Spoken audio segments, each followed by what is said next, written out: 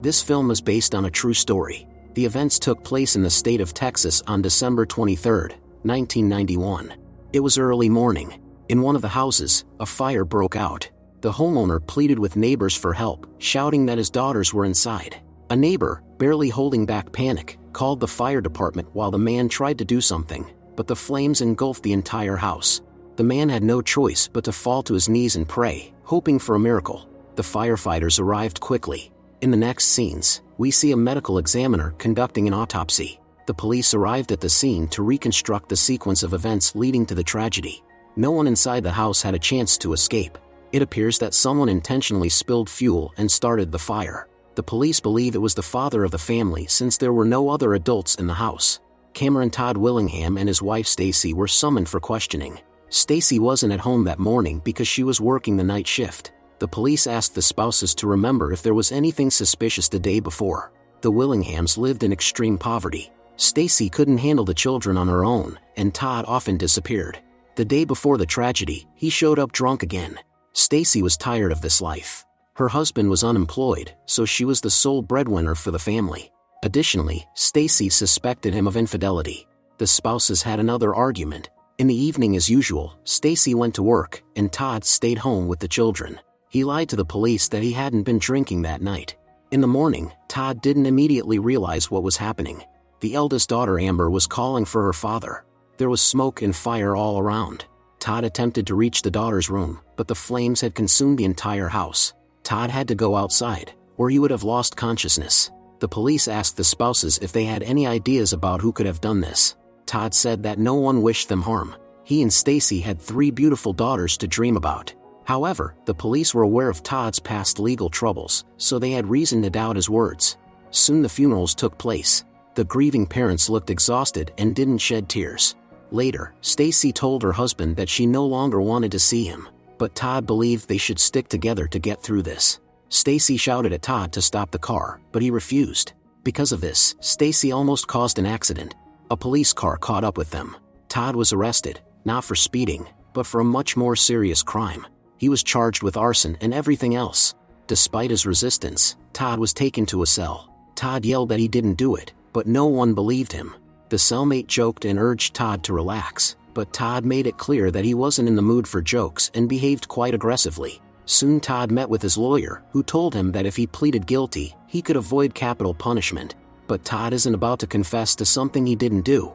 According to the lawyer, the evidence against Todd was overwhelming, so admitting guilt was his only way out.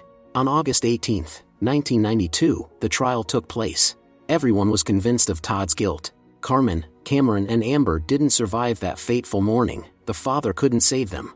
Moreover, it was he who started the fire. At least, that's what most participants in the legal process believed. The neighbor who called the fire department recalled that Todd seemed more concerned about his car than his daughters. In her opinion, Todd was putting on an act. It was proven that the fire was intentional. Additionally, someone had barricaded the back door with the refrigerator, deliberately turning the house into a trap. Todd's former cellmate, Johnny Webb, also testified in court. He claimed that Todd had told him that Stacy had harmed one of their daughters the night before. That's why Todd had decided to start the fire. The Willingham spouses screamed that it was a lie. Todd was convinced that Webb was taking revenge on him in this way for his unfriendly behavior. Of course, nobody listened to Todd. Another witness was called, Mr. Evans. Once, he flirted with Stacy. When Todd found out about it, he attacked him. It wasn't the first time Todd had exhibited violent behavior. Next, Kathy King, a family acquaintance, testified. According to her, Todd kept his wife in fear. Upon learning of her latest pregnancy, he was, to say the least, not happy. However, Stacy refuted this. But she didn't deny that she and her husband frequently argued. This was enough for the court to form a negative impression of Todd. Stacy grew up in an unhealthy environment, so she was used to it. Her father had taken her mother's life. When people in the courtroom heard this, they were shocked. But Stacy continues to insist on Todd's innocence, who loved their daughters very much. She had a hysterical outburst, and Todd starts loudly accusing the court and witnesses of lying. Todd was subdued, after which the prosecutor gave closing argument, urging the jury to give Todd, who had committed the crime just 2 days before Christmas, the harshest punishment. Listening to this, Todd could barely contain his emotions. While the jury deliberated, Todd and his lawyer awaited their decision. After 40 minutes, the jury returned. Todd realized that it was likely all over for him. The jury delivered their verdict. The judge asked the defendant to stand and read the verdict, according to which Todd was found guilty on all counts and sentenced to capital punishment. Todd has been escorted to prison. All the inmates knew what he had done and wanted to take justice into their own hands. Todd understood that surviving in prison would be extremely difficult for him. Several years could pass before the sentence was carried out. The warden described in detail how the process would unfold. Todd was left in his cell. He didn't sleep all night, hearing threats from neighboring cells.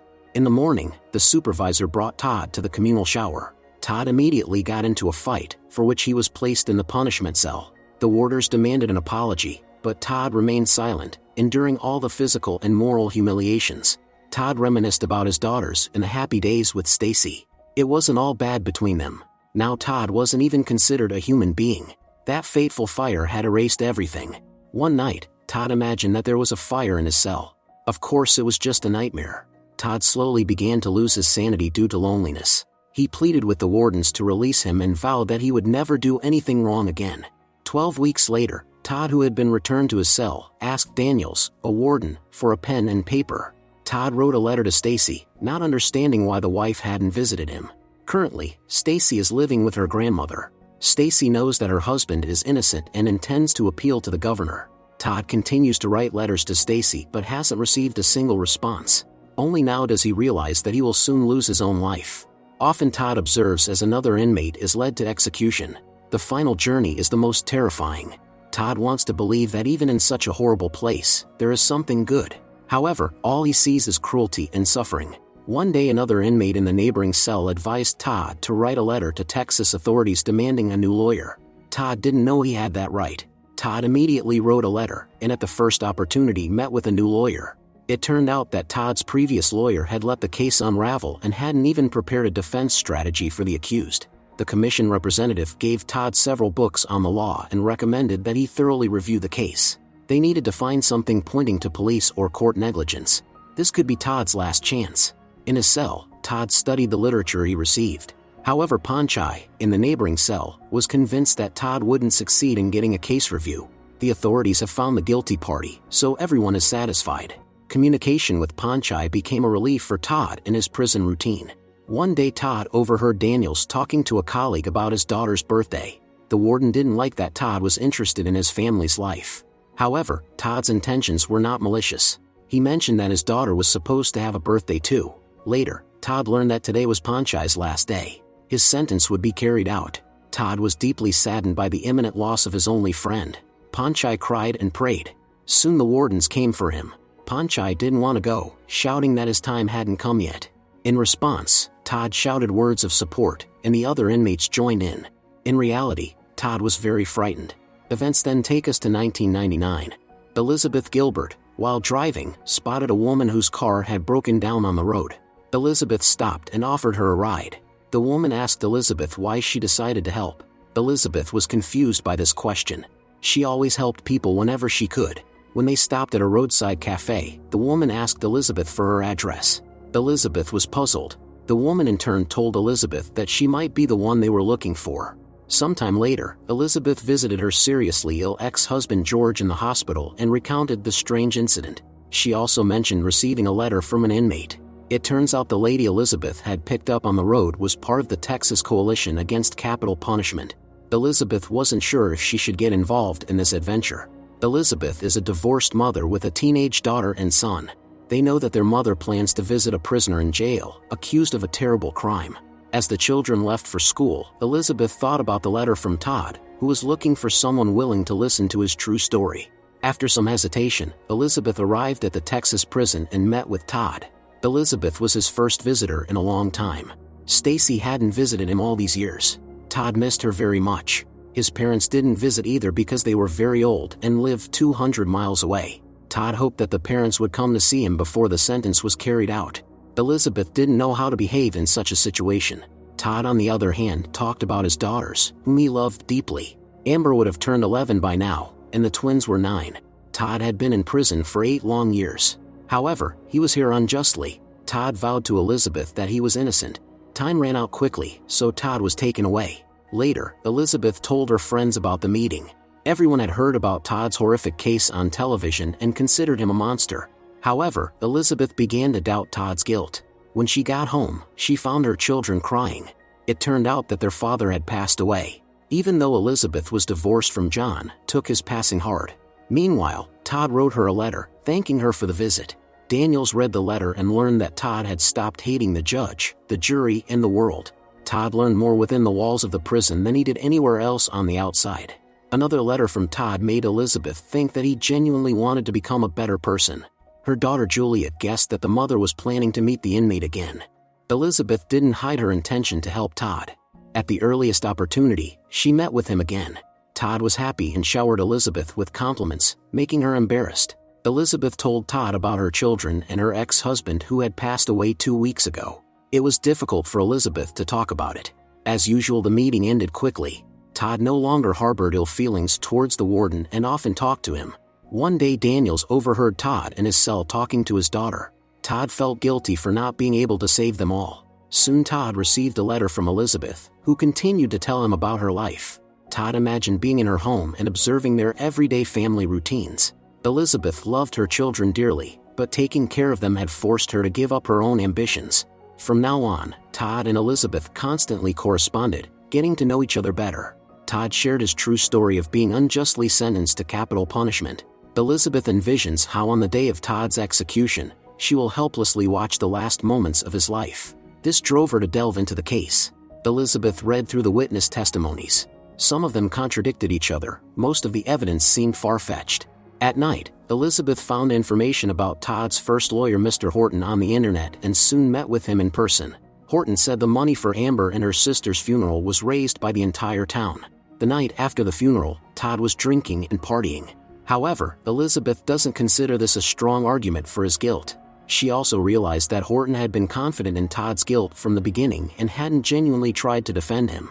Elizabeth intends to file an appeal and reopen the investigation, but she hasn't found support. The colleague advised Elizabeth not to let her emotions take over. Todd had been a notorious ladies' man in the past, so he might well have charmed Elizabeth to manipulate her. Elizabeth stood by her opinion. Her first step was to visit Webb, Todd's former cellmate, who she assumed had slandered him. At trial, Webb claimed that in his cell, Todd allegedly admitted to him that he intentionally started the fire because he was covering for his wife. Webb seemed unsure and said he couldn't remember events from 8 years ago. Elizabeth suspects that Webb accused Todd not only out of personal animosity but also to get parole. Webb didn't want to continue the conversation and asked Elizabeth to leave. Elizabeth was determined to uncover the truth, but Webb hinted that he had a gun. Elizabeth hurriedly left. When she met Todd, she told him everything that had happened. Elizabeth is convinced that the prosecutor conspired with Webb to get a guilty verdict. Elizabeth is willing to do whatever it takes for justice to prevail for Todd, but they don't have much time left. Alone in his cell, Todd talks to his grown-up daughter. In reality, Amber will never become an adult and will never say anything to her father. At home, Elizabeth is completely absorbed in Todd's case, ignoring her children. 17-year-old Julia told the mother that Andrew, her brother, cries at night because he misses the father. But Julia doesn't know this because all her thoughts are occupied by Todd. With tears in her eyes, Elizabeth apologized to the children. Daniel stopped being contemptuous of Todd. Meanwhile, Elizabeth spoke on the radio. Both Todd and other inmates heard her speech. Elizabeth mentioned that many witnesses in the courtroom said something different than before. Todd wasn't an ideal husband and father, but Elizabeth sincerely believes in his innocence. On the same day, Daniels informed Todd that his sentence would be carried out on February 17th. It was the year 2004. During their meeting, Elizabeth enthusiastically told Todd that she had found a fire expert who could prove the absurdity of the charges. Suddenly Todd told Elizabeth to stop. He understands that it's all over for him, and he doesn't want her to have false hope. She wanted to diversify her boring housewife life, but Todd doesn't need that. With tears in his eyes, Todd admitted that he didn't go back into the burning house because he was very scared. So he is somewhat guilty and deserves punishment. Elizabeth can't believe that Todd has given up. This also made her lose hope. Her colleague said that Todd is not the only one who has been wrongly convicted. That's how the system works. Despite everything, Elizabeth found the strength to meet with Stacy. Elizabeth hopes that Todd's ex-wife can help, but she is too frightened. Stacy's brother is a police officer and hates Todd. Elizabeth tried to convince Stacy to visit Todd in prison, but she said she couldn't do it. When Elizabeth returned home, she learned that she had received a letter from Dr. Hurst. Elizabeth met with him at the first opportunity. He is the fire expert. After carefully examining all the case details, Dr. Hurst conducted a visual experiment and concluded that the detectives had decided Todd was guilty even before entering the house. The experts didn't bother to check the heater, and they didn't mention in court that the wiring in the house didn't meet safety standards. Such a fire rises to the ceiling and engulfs the walls before descending, almost like an explosion. The catalyst was the ignition for the grill. Of course, the experts didn't mention this in court. The refrigerator was never actually moved, it always stood by the back door. Thus, that fire was an unfortunate accident. Dr. Hurst expressed willingness to testify at a new trial in Todd's favor. However, Todd himself doesn't believe in the success of this endeavor. Elizabeth pleads with him not to give up on participating in the trial because Dr. Hurst's expert opinion is their only chance. All Elizabeth wants now is to attain justice for Todd. She has fallen in love with him during this time, and the feeling is mutual. Elizabeth's colleague promptly submitted all the documents to the parole board, but they received a rejection. Naturally, the man was shocked since they had gathered compelling evidence. He instructed his secretary to file an appeal for a 30-day extension. Stacy finally gathered the courage and visited Todd for the first time in 12 years. He asked her to submit a plea for a reprieve to the governor. Right now, that's all they can do. Stacy said it wouldn't work. For all these years, she had tried to save Todd, but the governor refused to help because public opinion was against Todd, and for the governor, reputation was paramount. Todd started blaming his ex-wife for spending all the insurance money on personal needs instead of hiring a good lawyer for him. The former spouses quarreled again. In a burst of emotion, Stacy shouted that she couldn't side with the man everyone blamed for their daughter's demise. Todd couldn't believe that deep down, Stacy blamed him. Todd wanted to explain, but Stacy just left. No one except Elizabeth and her associates believes him. In the evening, Daniels informed Todd that today he would be transferred closer to that very cell. For Todd, it means an inevitable end. Before leaving, Daniels said he was sorry he couldn't help. Right now, all Todd can do is pray. This case is all over the news. In 5 days, the sentence will be carried out. This prompted Johnny Webb to write a note that the district attorney and several others forced him to testify against Mr. Willingham. The governor placed the letter in a drawer while Todd spoke to his daughter again. Soon they will be reunited beyond the realm of life. There are only 2 days left until the execution. Stacy and her brother spoke to journalists. He did most of the talking. According to him, Todd confessed to Stacy what he had done when she visited him in prison. Todd has only 1 day left. Elizabeth bitterly realizes that there's nothing more she can do for her beloved. Hurst's report is already on the governor's desk, but it seems it will never be made public. Todd is very afraid of the upcoming injection. Elizabeth promised to be with him during those moments. At home, seeing the mother's despondent state, Julia supported her. Elizabeth feels guilty for not being able to save Todd. Today is Todd's last meal. At the same time, Elizabeth, in her despair, was talking on the phone with a colleague while driving and, distracted, got into an accident. Todd is waiting for a phone call from Elizabeth, but she never called. Daniels is worried about Todd but is powerless to do anything. The doctor informed Elizabeth's children that her condition is very serious. She may never be able to walk again. While Elizabeth is being taken to the operating room, Todd feels abandoned. He writes a farewell letter. Finally, the wardens came for Todd. It was a very difficult moment for Daniels. Todd yelled that he wasn't ready for this, but the end was inevitable. While Elizabeth was recovering from anesthesia, Todd was placed in the cell where his sentence would be carried out.